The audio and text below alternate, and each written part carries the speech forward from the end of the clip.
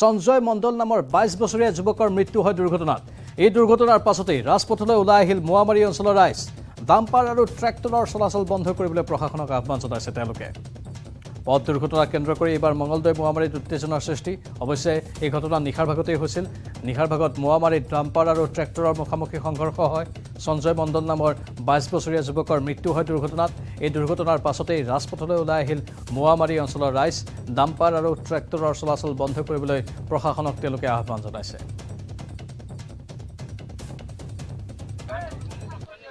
এইটো আপোনাৰ PWD ৰাস্তা, এইটো কোনো নেশ্যনেল হাইৱে নহয়। ইয়াতে আপোনাৰ সন্ধিয়া 6টাৰ পৰা যি তীব্ৰ গতিত আপোনাৰ ডাম্পাৰ চলি আছে, তাৰ ক্ষেত্ৰত আজি আপোনাৰ ঘৰত ঢুকাইছে, কালি মোৰ ঘৰত ঢুকাব। এইটো চৰকাৰৰ ফালৰ পৰা কি ব্যৱস্থা লৈছে? কাৰণ 6টা বজাৰ পৰা যি তীব্ৰ গতিত ডাম্পাৰ চলি আছে, 2টা মাহৰ ভিতৰত আমি 4জন মানুহ হেৰাইছোঁ। মানুহ কাৰ গৈছে? প্ৰশাসনে গৈছে নে চৰকাৰে গৈছে নে কাৰ গৈছে? নিৰ্দিষ্ট নিৰীহ লোকৰহে গৈছে। আজি যোনটো ঘৰৰ মানুহ ঢুকাইছে তেখেত ট্ৰেক্টৰ চলাই খায়। এই কাৰ হাতত গৈছে তেতিয়াতো নিজে ঢুকোৱা নাই, ডাম্পাৰৰ তলত ঢুকাইছে। এইখিনি মই ক'ব বিচাৰোঁ, প্ৰথমতে। দ্বিতীয়তে কি প্ৰশাসনৰ ব্যৱস্থা লওক এই ক্ষেত্ৰত, নহ'লে আৰু নিৰীহ ব্যক্তিক ঢুকাব। কিন্তু তেওঁলোকে এইটো ডাম্পাৰ বন্ধ কৰাব লাগে বুলি কৈছে। গোটেই বস্তুটো এটা আলোচনা মাধ্যমেৰে আমি সমস্যাৰ সমাধান কৰিব লাগিব, যাতে আৰু ইয়াত এক্সিডেণ্ট হ'বলৈ নাপায়।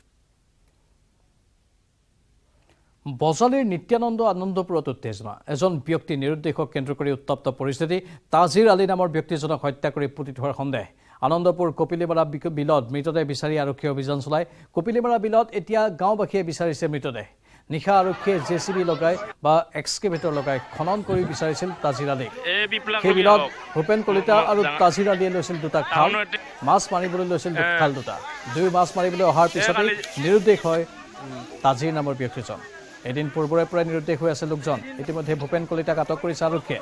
ঘটনা কেন্দ্ৰ কৰি আনন্দপুৰবাসীয়ে ঘেৰাও কৰিছে আৰক্ষী থানা।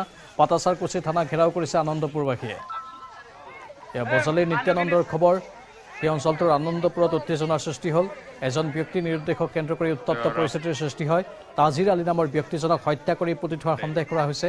আনন্দপুৰ কপিলিমাৰা বিলত মৃতদেহ বিচাৰি আৰক্ষীয়ে অভিযান চলায়। কপিলিমাৰা বিলত এতিয়া গাঁওবাসীয়ে মৃতদেহটো বিচাৰি আছে। নিশা আৰক্ষীয়ে এক্সকেভেটৰৰ সহায়তো তাত খনন কাৰ্য চলায় মৃতদেহৰ সন্ধানত।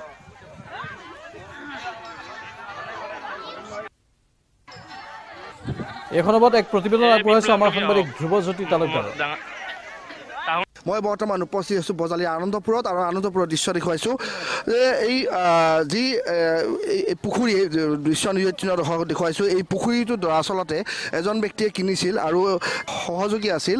তেওঁৰ নাম আছিল তাজেৰ আলী আৰু ভূপেন কলিতা। আৰু তাজেৰ আলী ভূপেন কলিতা দুয়োজন ব্যক্তিয়ে এই পুখুৰীটো কিনিছিল মাছ মৰাৰ কাৰণে। আৰু ইয়াত তেওঁলোকে এটা কেম্প স্থাপন কৰিছিল শুকুৰবাৰে নিশা। আৰু ইয়াৰ পিছত শুকুৰবাৰে নিশাৰে পৰা তাজেৰ আলী নিৰুদ্দেশ হৈ আছে।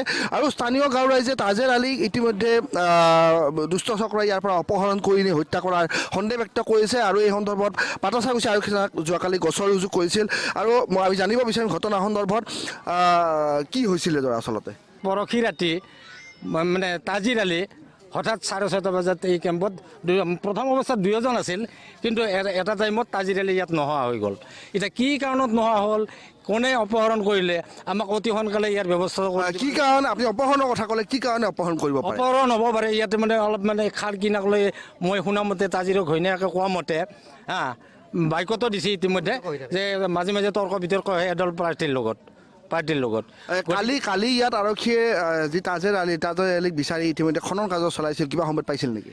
নাই JCB দি যিটো কাম কৰিছে এইটো আচলতে কৰিব লগা কাম নহয়। তেওঁলোকে খাল খান্দিছিল, খাল খান্দি মাটিটো ছাইডত থৈছিল।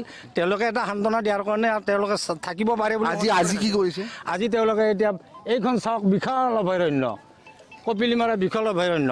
তেওঁলোকে আহি কৈছে যে আপোনালোকে ইয়াতে থাকিব পাৰে, ইয়াতে চাওক। কিন্তু আমি আজি 2 দিন আনন্দপুৰ ৰাইজ, মৰিপুৰ, বনিয়াগাঁও, নিমুৱা চব মানে মানুহবিলাকে লগ লাগি ইয়াত আমি এটা কৰি তদন্ত কৰিলোঁ। কিন্তু আমি ইতিমধ্যে গাঁৱৰ ৰাইজে স্থানত আহি উপস্থিত হৈছে। আৰু গাঁৱৰ ৰাইজে ইতিমধ্যে যি তাজেৰ আলীৰ সন্ধানত স্থানত বিচাৰ খোঁচাৰ চলাই আছে।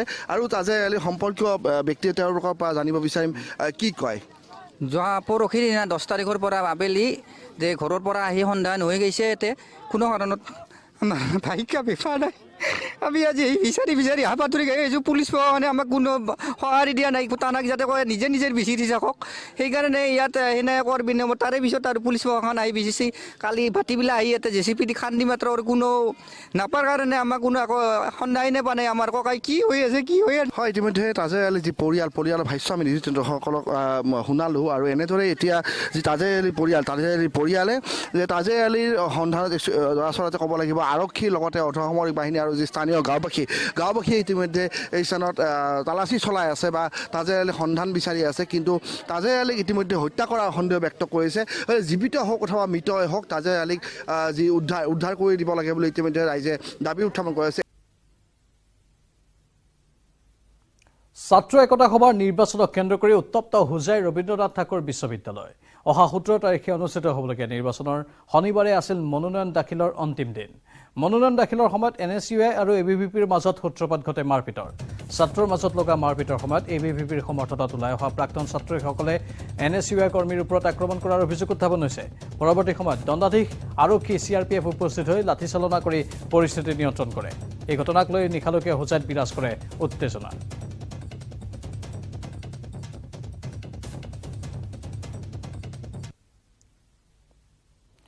নাৰেংগী সেনা ছাউনীত বন্যহস্তীৰ আক্ৰমণত এজন সেনা জোৱানৰ মৃত্যু হয় কৰ্তব্যৰত অৱস্থাত হাতীৰ আক্ৰমণত জোৱানজনৰ মৃত্যু ঘটে সন্ধিয়া প্ৰায় 7 বজাত সংঘটিত হয় এই ঘটনা মৃত জোৱানজন ডিমাপুৰৰ খামলিয়ং খাপ লোকজন হাতগাঁও সেনা শিবিৰত DSCৰ 222ত কৰ্মৰত আছিল বশিষ্ঠ আৰ্মি বেছ হস্পিটেলত লোকজনৰ মৃত্যু ঘটে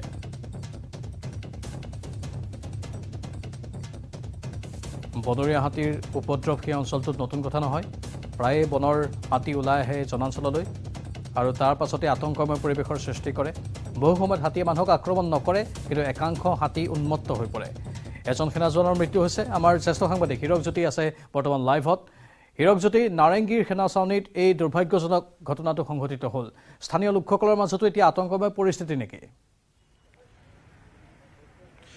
নিশ্চয়কৈ চক পাঞ্জল যেহেতু আন ঠাই বাদ দিয়ক যেহেতু ৰাজ্যৰ বিভিন্ন প্ৰান্তত বন্যহস্তীৰ তাণ্ডৱ দেখিবলৈ পোৱা যায় কিন্তু খুদ এতিয়া গুৱাহাটী মহানগৰীতে বন্যহস্তীৰ তাণ্ডৱ দেখিবলৈ পোৱা গৈছে আৰু গুৱাহাটী মহানগৰীৰ যি হাতগাঁও আৰক্ষী সেনা ছাউনী আছে সেই সেনা ছাউনীতে কালি এই ঘটনা সংঘটিত হৈছে যেহেতু 8 বজাত এই ঘটনা সংঘটিত হোৱাৰ কথা জানিব পৰা গৈছে আৰু যি সময়ত এই ঘটনা সংঘটিত হৈছিলে সেই সময়ত জোৱানজন কৰ্মৰত অৱস্থাত আছিল তেওঁ 222 নং যি এৰিয়া আছে সেই এৰিয়াত তেওঁ কৰ্মৰত অৱস্থাত আছিল আৰু কৰ্মৰত অৱস্থাত থকাৰ সময়তে বন্যহাস্তীয়ে তেওঁ আক্ৰমণৰ চেষ্টা চলায় আৰু সেই আক্ৰমণত তেওঁ প্ৰথমতে যেহেতু আঘাতপ্ৰাপ্ত হ'বলগীয়া হয় কিন্তু তাৰ পিছত যেহেতু বশিষ্ঠ যি বেছ হস্পিটেল আছে সেনাৰ বেছ হস্পিটেল তালৈ লৈ যোৱা হয় কিন্তু তাতে তেওঁ মৃত বুলি ঘোষণা কৰা হয় আৰু ইতিমধ্যে এই ঘটনা হোৱাৰ পিছতে ইয়াত যিহেতু আতংকময় এক পৰিৱেশৰ সৃষ্টি হোৱা দেখিবলৈ পোৱা গৈছে আৰু স্থানীয় লোকসকলে এটা কথা কৈছে যে বন্যহাস্তীৰ আক্ৰমণ বা বন্যহাস্তীয়ে উপদ্ৰৱ এয়াই প্ৰথম নহয় ইয়াৰ পূৰ্বেও যিহেতু বন্যহাস্তীয়ে বিভিন্ন সময়ত ঘৰ ভাঙি দিছে দোকান ভাঙি দিছে বা অন্যান্য বিভিন্ন যি স্থান আছে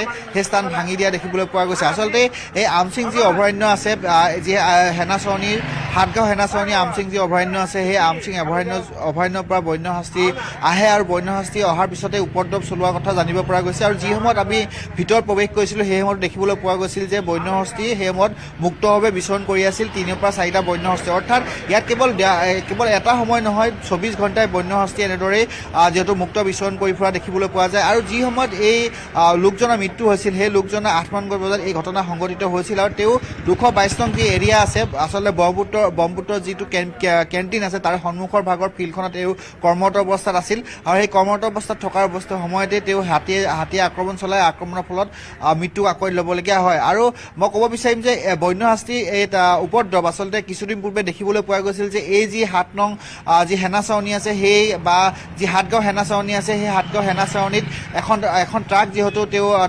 তাক বগৰাই দিয়া দেখিবলৈ পোৱা গৈছিল বা বিভিন্ন সময়ত যি ঘৰ বাৰী আছে বা খেতিপথাৰ আছে সেই খেতিপথাৰ সম্পূৰ্ণ অনিষ্ট কৰিছে যাৰ ফলত এতিয়া আতংকময় পৰিৱেশৰ সৃষ্টি হৈছে বা যিসকল স্থানীয় লোক আছে তেওঁলোকে শংকাত দিন কটাবলগীয়া হোৱা দেখিবলৈ পোৱা গৈছে আৰু যিজন লোকে আচলতে মৃত্যুক আকোৱালি ল'বলগীয়া হৈছিল সেই মৃত্যুক আকোৱালি ল'বলগীয়া হোৱা লোকজন যিহেতু ডিমাপুৰৰ বুলি এই মুহূৰ্তত জানিব পৰা গৈছে প্ৰাঞ্জল হীৰক যেহেতু সেনা ছাউনীৰ ভিতৰভাগৰ কথা এয়া তাত বন বিভাগৰ কোনো কৰ্তৃত্ব হয়তো নাথাকিব কিন্তু হাতী খেদাৰ বাবে কি পদক্ষেপ গ্ৰহণ কৰে যাতে হাতীয়ে মানুহক আক্ৰমণ নকৰে স্থানীয় লোকসকলৰ ভাষ্য আমি শুনিব বিচাৰিছোঁ স্থানীয় লোকসকলে যিহেতু এই মই যি স্থানত উপস্থিত আছোঁ সেই স্থানত যিহেতু স্থানীয় লোকসকলে এই মুহূৰ্তত মন্তব্য কোনো ধৰণৰ দিয়া নাই, কিন্তু ভিতৰৰ ভাগত যিহেতু বা কিছু লোকে এই মুহূৰ্তলৈকে জ্ঞাতও নহয়, যিহেতু ভিতৰৰ ভাগত প্ৰৱেশ কৰিবলৈ দিয়া হোৱা নাই। আৰু ভিতৰৰ ভাগৰ যিসমূহ প্ৰৱেশ কৰিছিল তেওঁলোকে কৈছে যে শংকাত দিন কটাবলগীয়া হৈছে। তেওঁলোকে যিহেতু বিভিন্ন স্থানত এই যি সেনাচৰণিৰ ভিতৰত আছে বিভিন্ন স্থানত এনেধৰণৰ কাৰ্য সংঘটিত হৈ আহিছে বা বনৰীয়া হাতীৰ উপদ্ৰৱ হৈ অহা দেখিবলৈ পোৱা গৈছে। আৰু তেওঁলোকে যিসকল অঞ্চলবাসী আছে সেই অঞ্চলবাসী বিভিন্ন সময়ত বিভিন্ন পন্থা অৱলম্বন কৰা দেখিবলৈ পোৱা যায় বা গ্ৰহণ কৰা দেখিবলৈ পোৱা গৈছিল। আৰু এনেদৰে তেওঁলোকে পূৰ্বৰে পৰা যিহেতু বন্য শাস্তি কিছুসংখ্যক লোকে খেদুৱাও দেখিবলৈ পোৱা গৈছিল। আৰু লগতে ক'ব বিচাৰিম যে বন্য শাস্তি আক্ৰমণৰ ফলত দোকান পোহৰ যি আছে বা ঘৰ বাৰী যি আছে সেই সম্পূৰ্ণৰূপে পূৰ্বৰে পৰা অনিষ্ট হোৱাও দেখিবলৈ পোৱা গৈছে। প্ৰাঞ্জল, ধন্যবাদ জনাইছোঁ আপোনাক। সাতগাঁৱৰ পৰা এয়া পোনপটীয়া সম্প্ৰচাৰ আপোনালোকৰ বাবে আগবঢ়ালোঁ। আৰু ইতিমধ্যে আমাৰ সাংবাদিকগৰাকীয়ে কৈছে যে সেই অঞ্চলটোত কেনে এক চেপা উত্তেজনাই বিৰাজ কৰি আছে বন্য হস্তীৰ বাবে।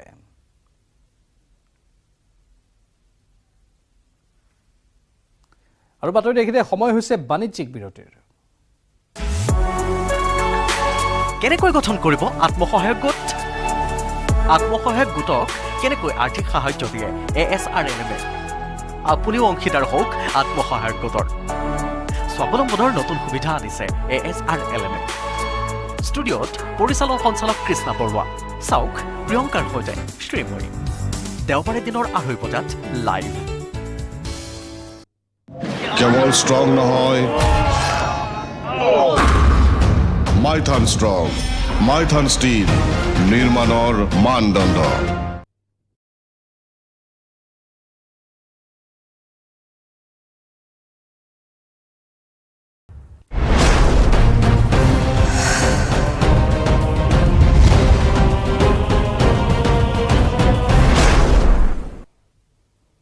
পুনৰ স্বাগতম। ত্ৰিপুৰাত অমিত শ্বাহে নিৰ্বাচনী ৰণদংকা বজাইছে। অমিত শ্বাহৰ ভাষণ পোনপটীয়া সম্প্ৰচাৰত ত্ৰিপুৰাৰ পৰা আগবঢ়াইছো। माणिक शाह की सरकार ने दिया है। मित्रों, आज मैं जब यहां आया हूं तब एक आपको बात करना चाहता हूं। कम्युनिस्ट और कांग्रेसों का गठबंधन हो गया है। कम्युनिस्टों ने कांग्रेस के साथ गठबंधन करते ही ये बात को स्वीकार कर लिया है कि वो हारने वाले हैं, वो अकेले भारतीय जनता पार्टी के सामने जीत नहीं सकते। और कांग्रेस की तो बात ही क्या करूं। जिन कम्युनिस्टों ने सैकड़ों कांग्रेसी कार्यकर्ताओं को मार दिया, उस कम्युनिस्टों के साथ आज कांग्रेस इलू इलू कर रही है, इलू इलू कर रही है। जरा शर्म करो, शर्म करो। आपकी कैडर को जिसने मारा, सत्ता हथियाने के लिए आप उनके साथ गए हो।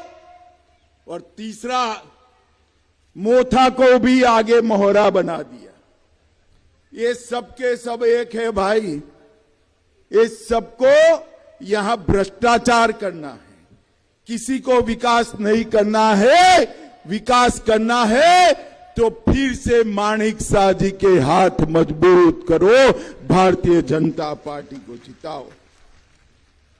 कांग्रेस पार्टी यहां पर इतने साल ऑपोजिशन में रहकर अब कम्युनिस्टों के साथ आई। मित्रों, हमने गत 5 साल के अंदर यहां पर शांति स्थापित करने का काम किया है। ब्रू और रियांग का समझौता किया, NLFT का समझौता किया और अगले 5 साल त्रिपुरा को समृद्ध बनाने के 5 साल रहने वाले हैं। भारतीय जनता पार्टी त्रिपुरा को समृद्ध कराएगी।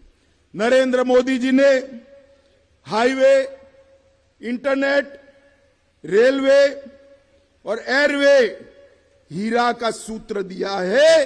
इसके आधार पर हम त्रिपुरा को समृद्ध बनाएंगे। मित्रों, ये ट्रिपल ट्रबल गठबंधन है।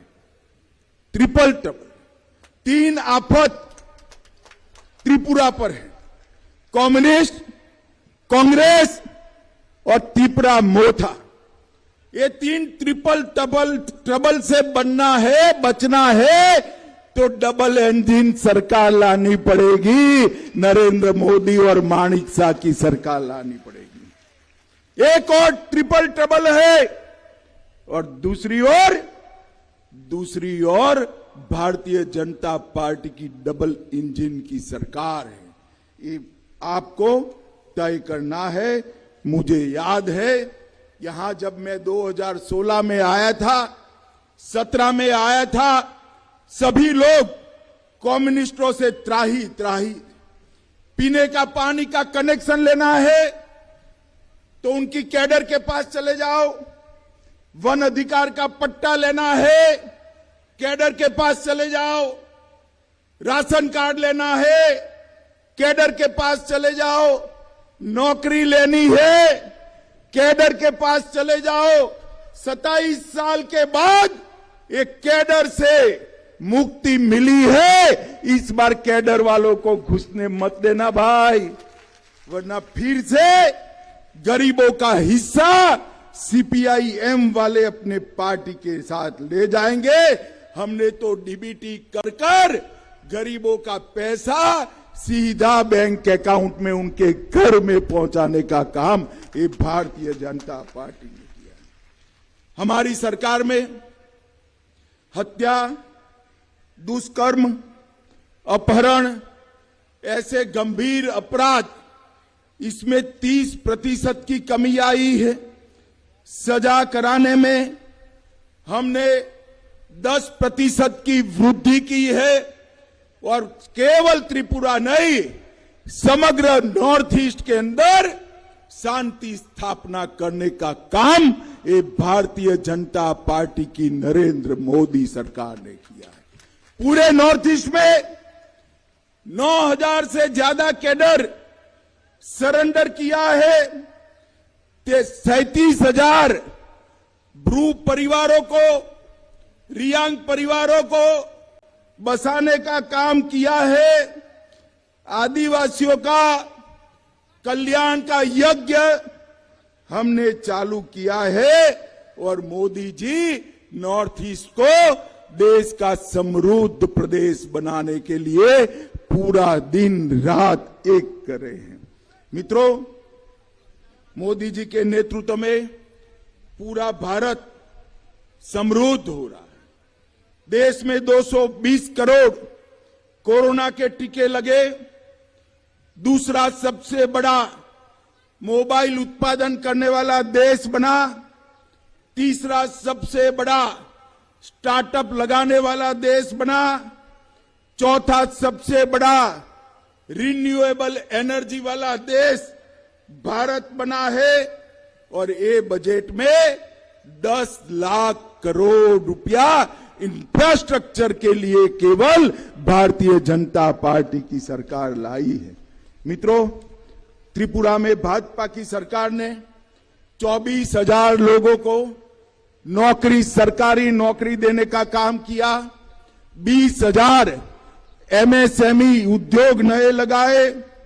13 लाख कार्ड गरीबों को 5 लाख तक का पूरा खर्चा, 5 लाख तक का स्वास्थ्य का पूरा खर्चा फ्री ऑफ कॉस्ट कर बड़े से बड़ा ऑपरेशन मुफ्त में हो जाए, ऐसी व्यवस्था भारतीय जनता पार्टी ने की है। 2.5 लाख लोगों को घर दिया। प्रधानमंत्री जीवन ज्योति बीमा 3 लाख परिवारों को दिया। इसके साथ साथ नए कॉलेज बनाए और त्रिपुरा का नया एयरपोर्ट का नाम हमने राजा वीर विक्रम देव के नाम पर कर राजा साहब को श्रद्धांजलि देने का काम किया है।